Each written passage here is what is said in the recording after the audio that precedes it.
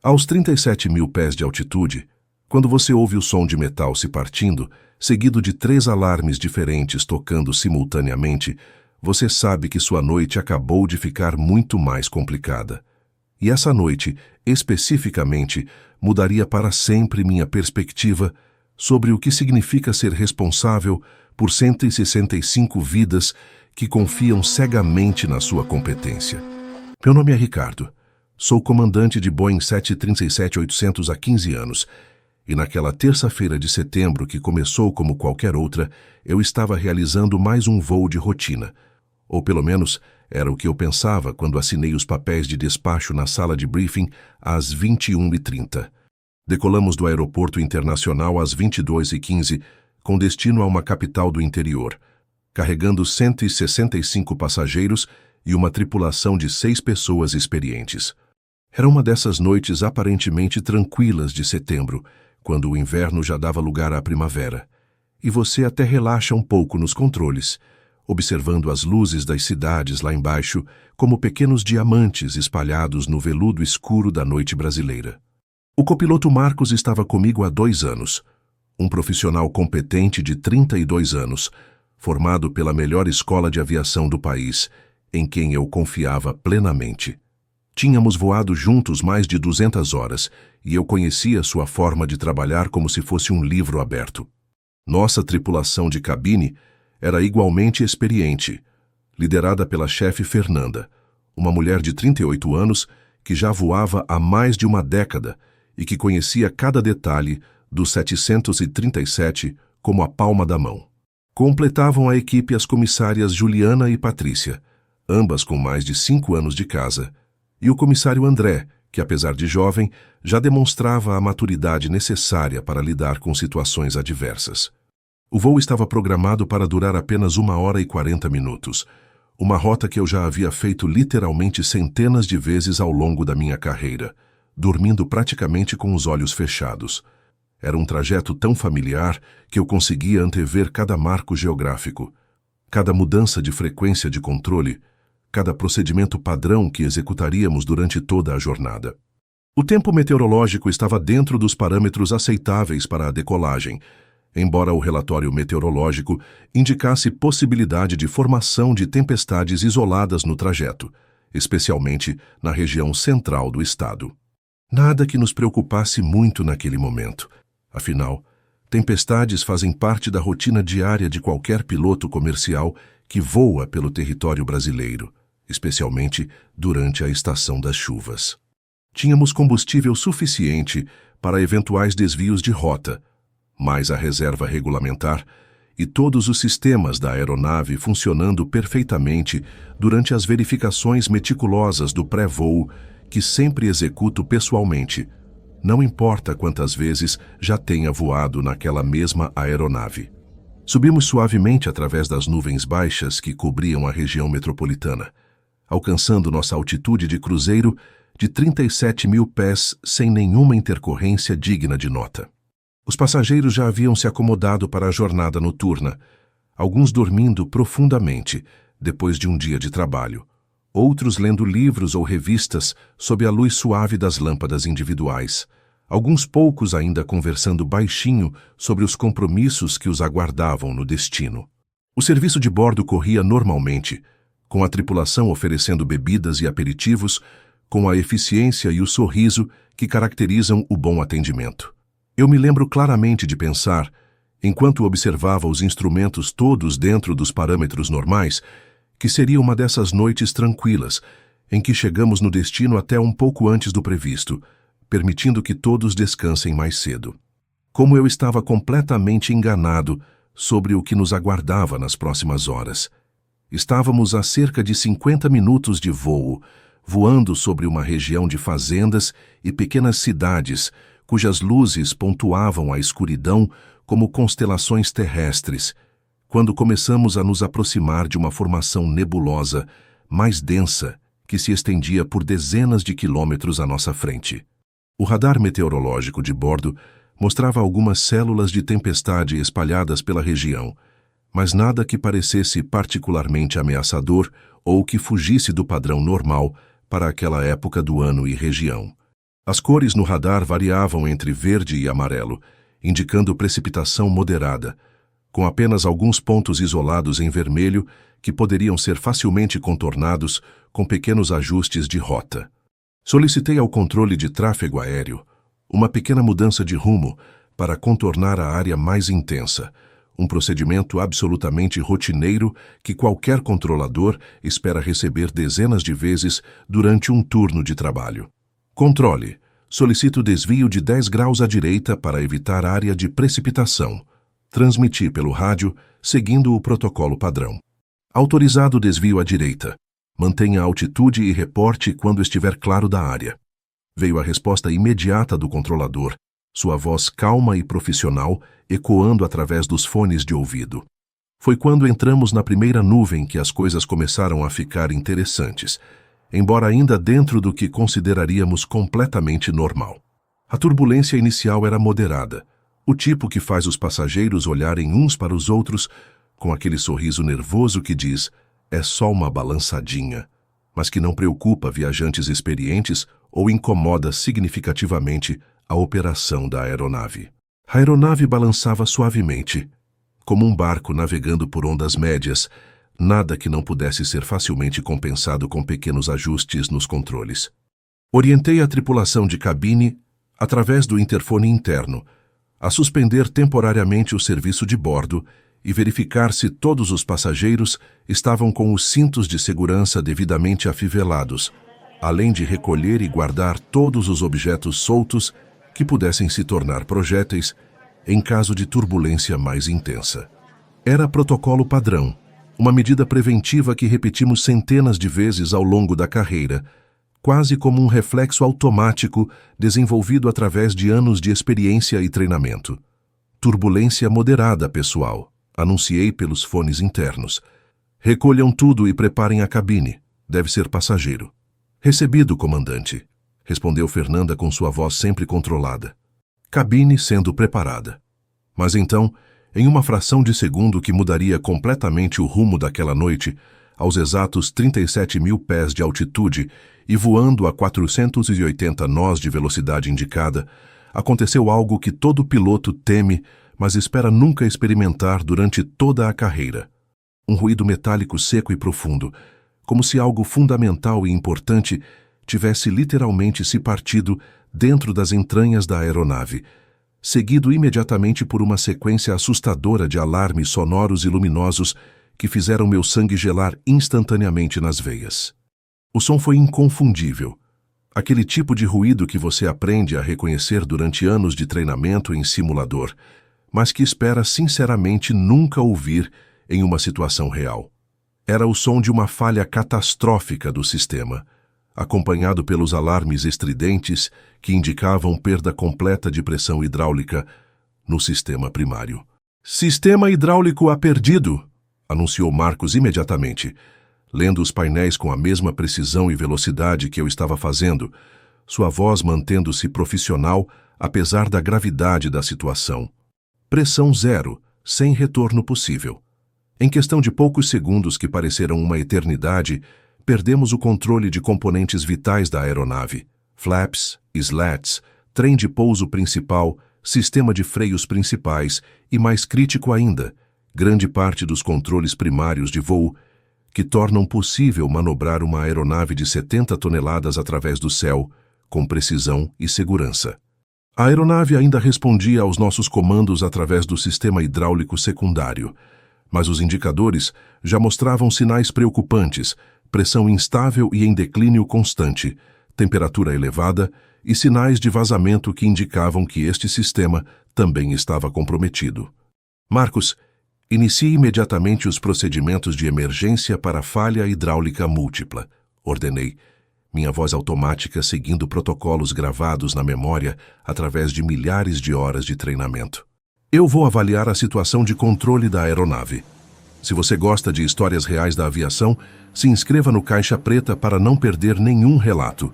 Pensei automaticamente, como se meu cérebro tentasse encontrar alguma normalidade familiar em meio ao caos que estava se instalando rapidamente ao nosso redor. A tempestade ao nosso redor escolheu exatamente esse momento, para intensificar-se dramaticamente, como se a natureza estivesse testando nossa capacidade de lidar com múltiplas emergências simultaneamente. Raios cortavam a escuridão da noite em todas as direções, iluminando as nuvens densas com flashes brancos e azulados que transformavam nossa cabine em uma discoteca sinistra. A turbulência passou rapidamente de moderada para severa, e nossa aeronave, já severamente comprometida pelos problemas hidráulicos críticos, começou a balançar e vibrar de uma forma que eu jamais havia experimentado em 15 anos de carreira comercial. Era como tentar manter o controle de um cavalo selvagem ferido durante um terremoto, com a diferença de que qualquer erro de julgamento resultaria na morte de 171 pessoas que confiavam inteiramente na nossa competência profissional. Comandante, o sistema secundário está mostrando instabilidade crescente, relatou Marcos, monitorizando constantemente os instrumentos enquanto eu lutava para manter a aeronave nivelada. Pressão caindo gradualmente, temperatura subindo. Precisamos declarar emergência imediatamente. Concordo completamente. Contate o controle de tráfego aéreo imediatamente e declare pam pam pam pam pam pam, por falha múltipla do sistema hidráulico.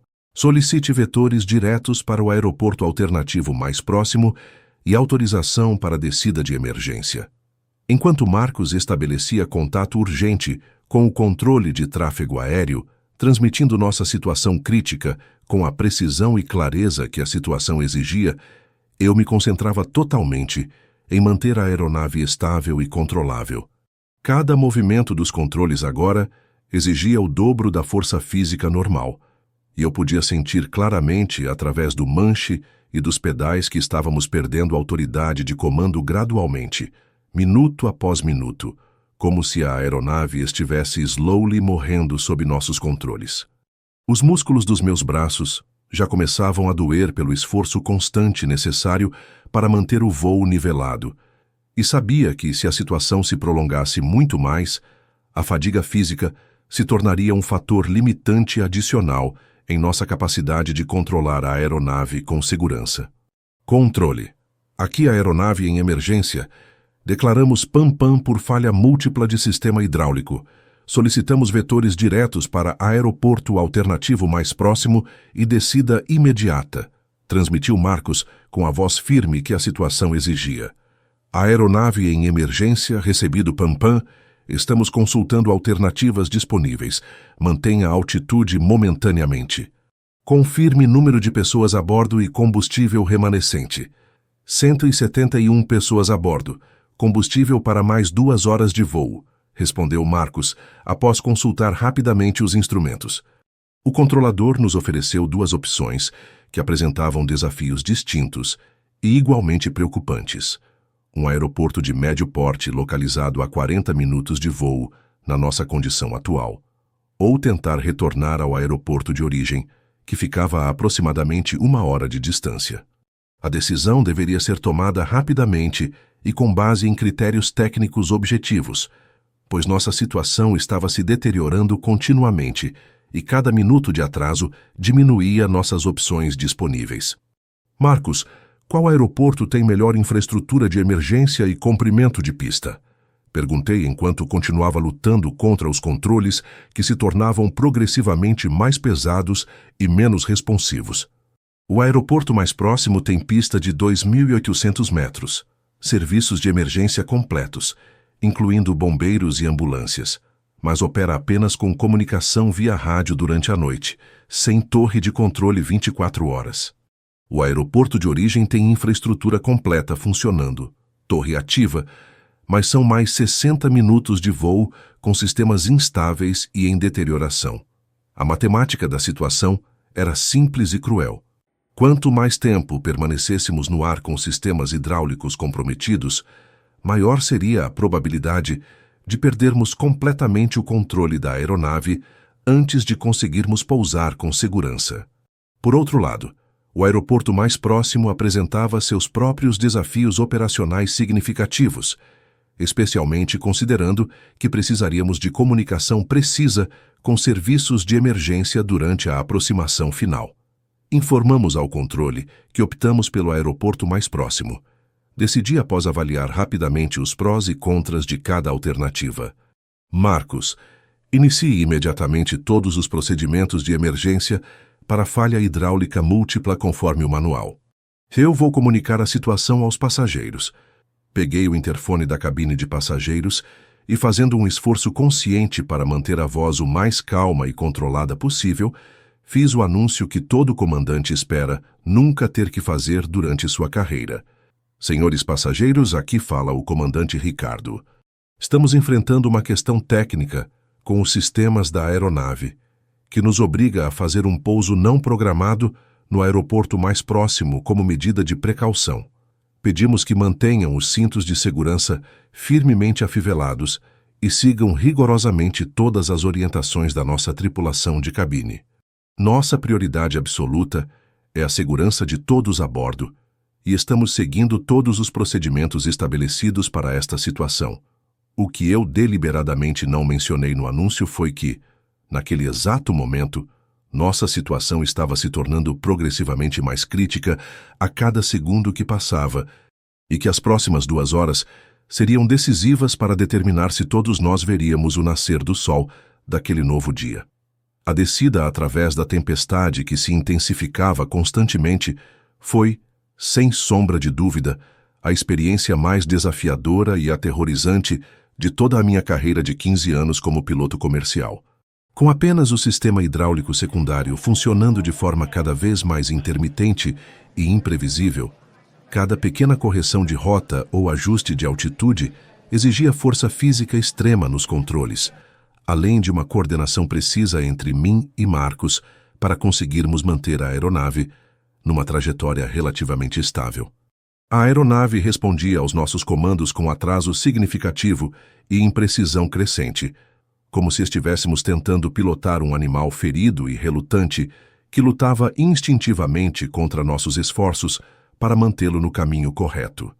Cada movimento dos controles tinha que ser antecipado e exagerado para conseguir o resultado desejado, e mesmo assim, as respostas eram inconsistentes e, por vezes, contraproducentes. Aos 15.000 pés de altitude, durante nossa descida de emergência através das nuvens carregadas de chuva e turbulência severa, aconteceu o que mais temíamos. Perdemos completamente o sistema hidráulico secundário. Comandante confirmado. Estamos em reversão manual completa, anunciou Marcos, confirmando com sua voz tensa, mas controlada, o que eu já podia sentir dramaticamente através dos controles. Perda total de assistência hidráulica em todos os sistemas. Agora, só conseguiríamos controlar nossa aeronave de 70 toneladas através da força física pura, sem nenhuma assistência hidráulica ou eletrônica, numa condição de voo que poucos pilotos experimentam durante toda a carreira e que testaria todos os nossos anos de treinamento e experiência acumulada. O aeroporto ainda estava a 20 minutos de voo na nossa velocidade reduzida, e nós estávamos descendo penosamente através de uma tempestade com ventos cruzados de até 80 km por hora, visibilidade praticamente zero devido à chuva intensa e às nuvens baixas, e uma aeronave que mal respondia aos nossos comandos desesperados. Era literalmente como tentar desenhar uma obra de arte com um lápis quebrado durante um terremoto de magnitude 7, sabendo que qualquer erro resultaria em consequências catastróficas. Não se esqueçam de se inscrever no canal Caixa Preta para mais relatos reais da aviação. Pensei mais uma vez, minha mente buscando automaticamente qualquer coisa familiar e reconfortante para manter o foco e a concentração necessários em meio ao caos absoluto que dominava nossa situação. Aos 8.000 pés, quando finalmente conseguimos sair da parte mais densa da tempestade, pudemos finalmente avistar as luzes salvadoras do aeroporto na distância, brilhando como um farol de esperança na escuridão da noite chuvosa. Mas nossa alegria foi rapidamente temperada pela realidade cruel da nossa situação. Nossa velocidade de aproximação estava perigosamente alta. Sem os sistemas hidráulicos funcionais, não conseguíamos estender adequadamente os flaps nem os slats, componentes essenciais para reduzir a velocidade de pouso a níveis seguros. Marcos, Calcule imediatamente nossa velocidade de toque estimada, baseada na configuração atual da aeronave e nas condições de vento reportadas. Solicitei, enquanto continuava lutando contra os controles para manter nossa trajetória de aproximação dentro de parâmetros marginalmente aceitáveis. Comandante, pelos meus cálculos vamos tocar na pista a aproximadamente 180 nós. Pelo menos 40 nós acima da velocidade normal de pouso para esta aeronave e configuração, respondeu Marcos, após alguns segundos de cálculos intensos. E as características da pista de pouso? Qual o comprimento total disponível? A pista tem 2.800 metros de comprimento, superfície asfaltada em boas condições.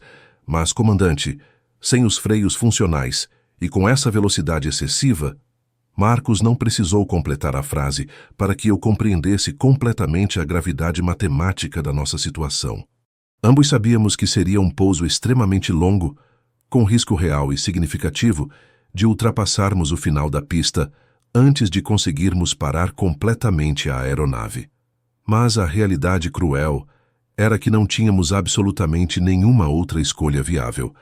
Era nossa única e última chance de pousar com segurança e trazer todos os passageiros de volta para suas famílias.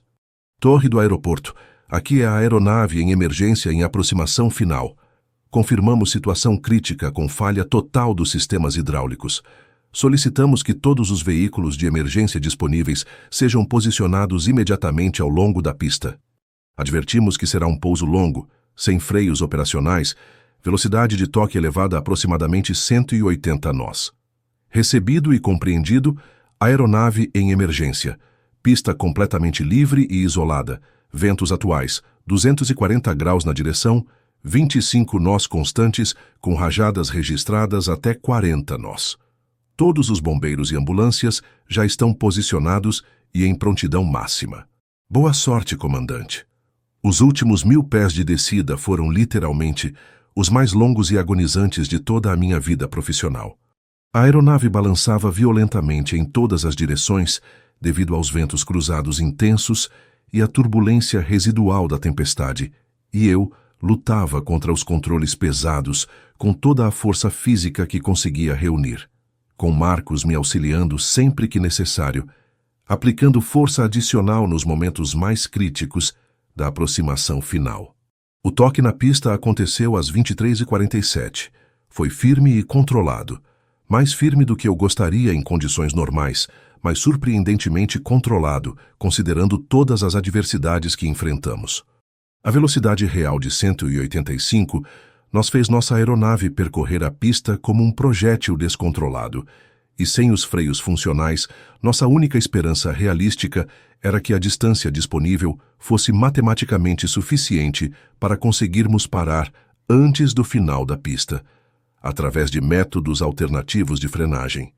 Utilizamos todas as técnicas de frenagem de emergência que aprendemos e praticamos durante anos de treinamentos recorrentes em simulador, mas que, sinceramente, esperávamos nunca ter que aplicar em uma situação real.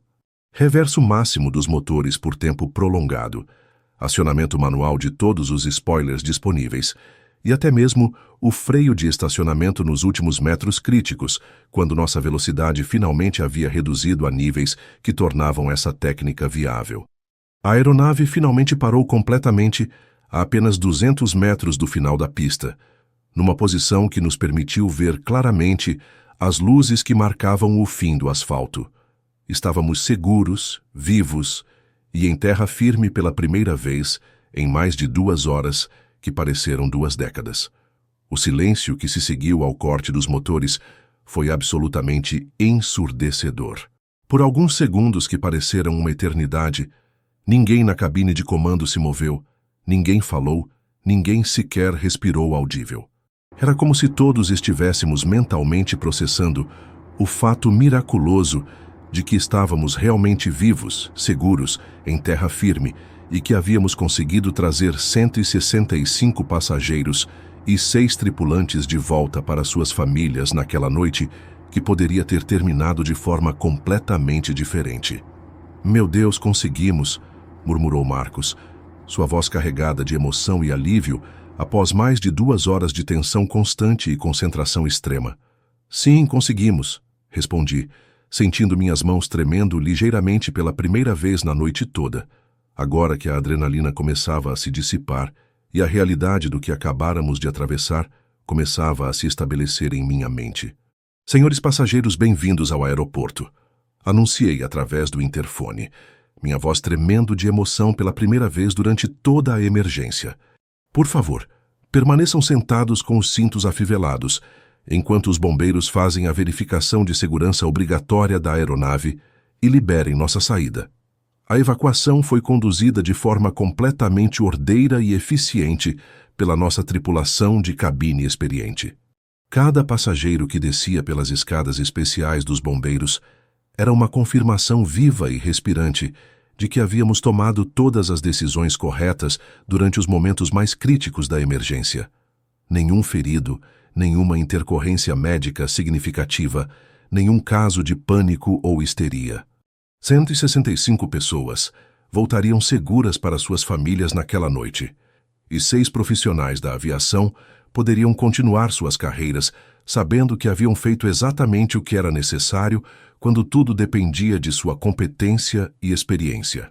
Mais tarde, durante a investigação técnica detalhada conduzida pelos especialistas do Centro de Investigação de Acidentes Aeronáuticos, descobrimos que uma peça fundamental do sistema hidráulico primário havia literalmente se partido devido à fadiga progressiva do metal, um evento extremamente raro na aviação comercial moderna, mas estatisticamente não impossível, depois de milhares de ciclos de voo. Os engenheiros especializados nos disseram oficialmente que nossas decisões operacionais durante toda a sequência da emergência foram tecnicamente corretas e apropriadas, e que o resultado final poderia ter sido dramaticamente diferente se tivéssemos optado pelo aeroporto mais distante ou tomado qualquer outra decisão diferente durante o processo.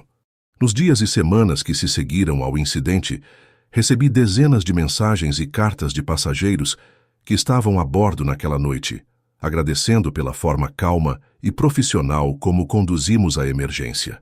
Uma senhora de 67 anos escreveu uma carta particularmente tocante, dizendo que estava viajando para ver seu primeiro neto nascer, um evento que havia aguardado ansiosamente durante meses e que, graças ao nosso trabalho e competência, ela conseguiu estar presente no momento mais importante e emocionante da vida da sua filha mais nova. Outro passageiro, um homem de negócios de 45 anos, me contou que estava retornando de uma reunião que poderia salvar sua pequena empresa familiar da falência e que, sem o nosso profissionalismo, ele nunca teria a chance de implementar o acordo que havia conseguido fechar naquela viagem crucial. Essas mensagens pessoais e emocionantes me lembraram profundamente por que escolhi esta profissão há tantos anos. Não é apenas sobre pilotar aeronaves sofisticadas ou cumprir horários de voo rigorosamente planejados.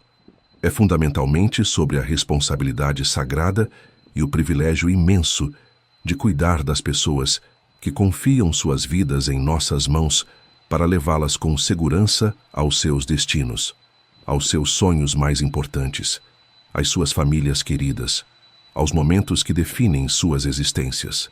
Aprendi naquela noite transformadora que todo o treinamento técnico do mundo, todas as horas de simulador, todos os manuais estudados e procedimentos memorizados nunca substituem completamente a capacidade humana fundamental de manter a calma absoluta sob pressão extrema e tomar decisões rápidas e corretas, baseadas na experiência acumulada e no conhecimento técnico sólido.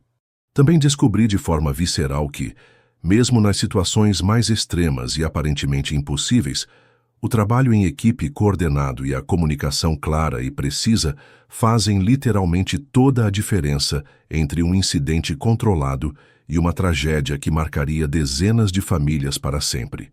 Se você ainda não se inscreveu no canal Caixa Preta, faça isso agora para acompanhar mais histórias reais e impactantes da aviação comercial.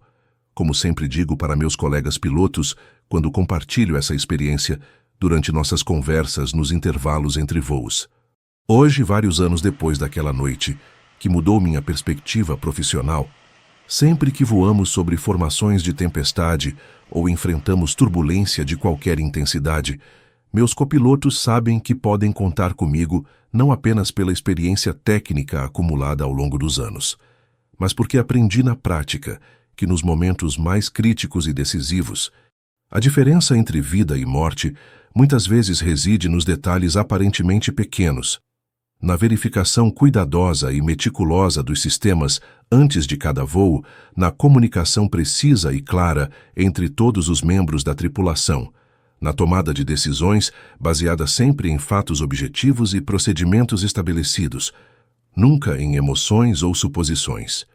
Essa experiência também me ensinou uma lição fundamental sobre a importância de nunca, jamais subestimar o poder e a imprevisibilidade da natureza.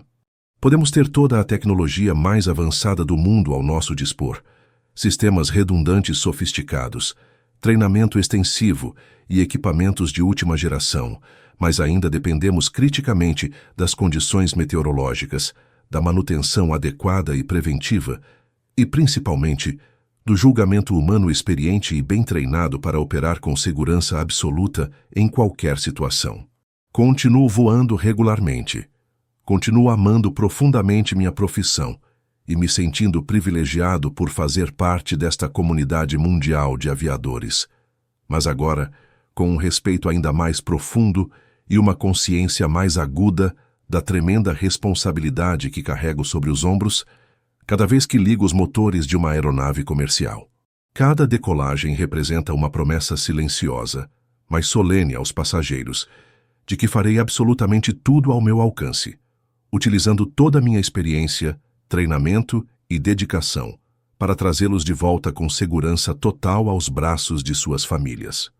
E quando pilotos mais jovens, cheios de entusiasmo e sonhos, me procuram para pedir conselhos sobre como desenvolver as habilidades necessárias para lidar efetivamente com emergências reais, sempre compartilho a mesma mensagem fundamental. Treinem incansavelmente, estudem constantemente, mantenham-se sempre atualizados com as últimas técnicas e procedimentos, mas, acima de tudo, jamais esqueçam que por trás de cada assento na cabine de passageiros há uma história humana única, uma família que ama aquela pessoa, um sonho esperando para ser realizado, ou um momento importante esperando para ser vivido. Essa responsabilidade profunda deve nos manter eternamente humildes e sempre preparados para enfrentar o inesperado com competência e serenidade.